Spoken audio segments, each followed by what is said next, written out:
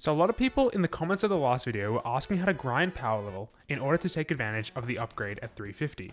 So I figured I would make this video to help out all those who are just starting out their power grind and also help some of those who just hit the wall at 400. Upon logging in to the Edge of Fate, everyone will begin their journey at 10 light. I recommend all players experience the campaign, which will also help them get to around 100 light. From this point, players have many options to get their light up to 200. Playing the Sieve when it is up is a great way to get powerful loot quickly, and completing the side quests also help players while completing the new content.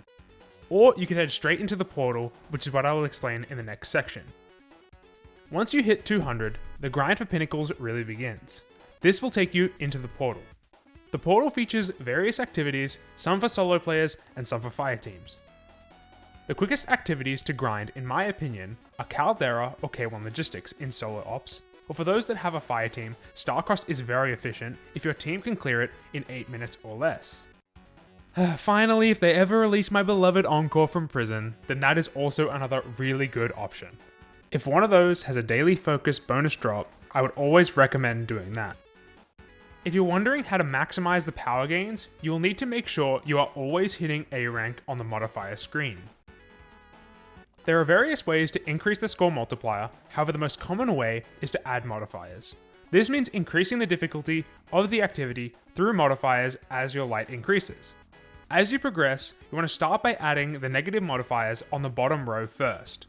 These modifiers do not increase the enemy light level and instead only make the activity more challenging through gameplay hindrance. Once you start missing out on A rank from just these, you will need to add the modifiers from the top row that increase combatant power.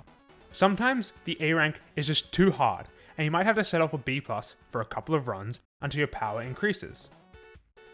During the grind, you will eventually have to move up the difficulty from advanced to expert, then to master, and so on.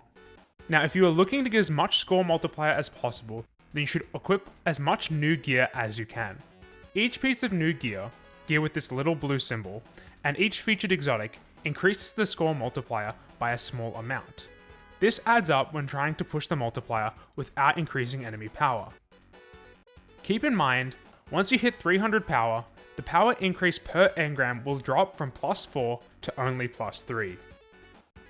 For those like me, who don't touch grass, are at 400 power, the grind becomes somewhat confusing. Once you are at 400, the only way to increase power is to get prime engrams from the portal.